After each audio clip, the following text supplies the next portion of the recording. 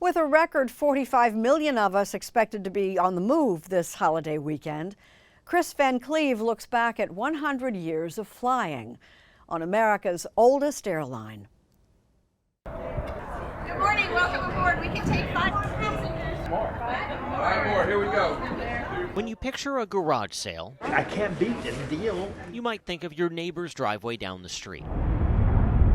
Not an aviation workshop in the shadow of the world's busiest airport in Atlanta, where Delta Airlines holds their monthly surplus sale. Here, we have another bag. How are you going to get all this stuff home? We actually flew down with empty bags. Delta fans came from as far as Michigan and even Korea to buy the stuff the airline no longer needs, from seats to engine parts, and a chance, these folks say, to have a piece of airplane history. I actually need a bar cart in my apartment of these exact dimensions. Sarah Zeiss came in search of this piece of Delta, a well-used beverage cart. Drive slow. Though getting it home will be a journey all its own. Proceeds from the sale go right across the parking lot to the Delta Flight Museum, now celebrating the airline's 100th year, a first for an American carrier. This is one of my favorite little items. It's a century of service that started without beverage carts or passengers, but due to a tiny pest. Marie Force is the archives director here. Does Delta owe its existence to a boll weevil It does. infestation? It is the most unique beginning of a U.S. airline, I think. It's the only airline that started as a crop dusting company. Before Delta, it was Huff Dalen Dusters, started in 1925 in Macon, Georgia. After the first growing season, they realized that most of the center of the business was in the Mississippi Delta region. And so that's where the name Delta comes from. And in 1929, Delta Airlines founder C.E. Woolman expanded the company from pest control to people. Its first passenger flight from Dallas, Texas to Jackson, Mississippi, with 2 stops in Louisiana along the way. How much was that first ticket? That first ticket was $90 round trip.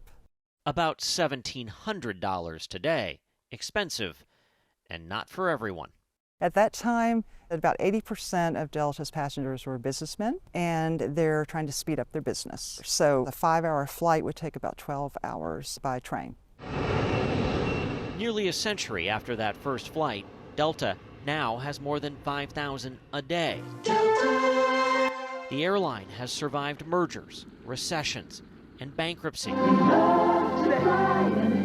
growing from that single route to a nationwide carrier as it grew into the global force we know today. Fasten your seatbelt by inserting the metal tip into the buckle. And if you've flown Delta lately, you've seen flight attendant Susan Slater in the pre-flight safety video. And keep it fastened whenever you're seated. If you've flown Delta in the last 60 years, you may have shared a cabin with either Susan or Kay Carpenter. And you started at Delta when? In January of 1966. And I started in March 2nd, 1964. They started during the golden age of air travel, that romanticized era of flights with exceptional service, extravagant meals, and everyone dressed to the nines. And you had to be unmarried. Your hair couldn't touch your collar. You had a weight restriction. Back then, I think I weighed 103 pounds, and I was 5'2.5". I'm 5 feet now, barely, and not 103. What was it about the job that you think I had spoke to you no so idea much? what the job was. All I knew is that this was glamour personified. We certainly had a so-called golden age of flying back in the early 1960s, but it was less convenient. There were fewer flights. You often had to connect, and it certainly wasn't as reliable and safe as it is today. Atmosphere Research Group's Henry Hartevelt is an airline industry analyst who says no need to be quite so nostalgic. We're in a new type of golden age now, where flying is a lot more accessible. You can either buy or create a much nicer journey for yourself. You can buy an extra legroom seat. You can pay for priority boarding. And by the way, if you don't need or value those things, or perhaps can't afford it, you're not being charged for services that you don't want. Air travel is one of the great bargains. If you think about the average fare today versus where it was 30, 40 years ago, it's less than half of what you pay in real dollars. Ed Bastian is the CEO of Delta Airlines. While low fares are sought after by some flyers, Delta has built its business around a premium experience. The single biggest reason why people chose an airline was fare. Whoever had the lowest cost won. And Delta, well, yes, we have a product to compete on the lower end. The majority of our revenue comes from higher end tickets. Their 100th summer is about to take flight amid clouds of uncertainty, worries about a slowing economy and aviation safety. But Bastian says it could still be their busiest ever as he looks to the future.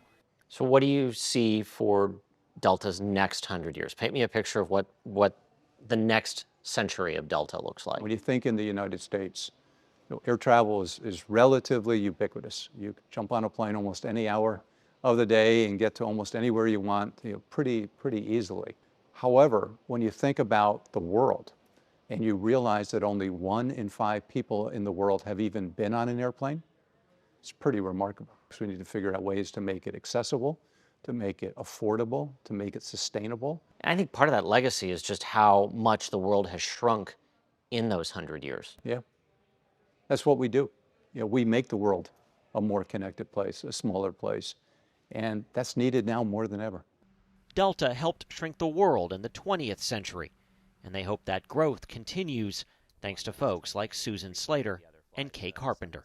Kay, what about you? What makes you keep coming back year after year? Well, it's been a wonderful adventure. I never dreamed that I would be here for this long. When I started, we had just small airplanes. We flew to small cities, and now we fly to 6 continents.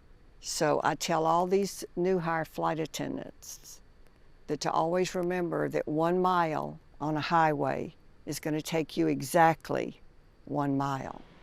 But a mile on a runway will take you anywhere.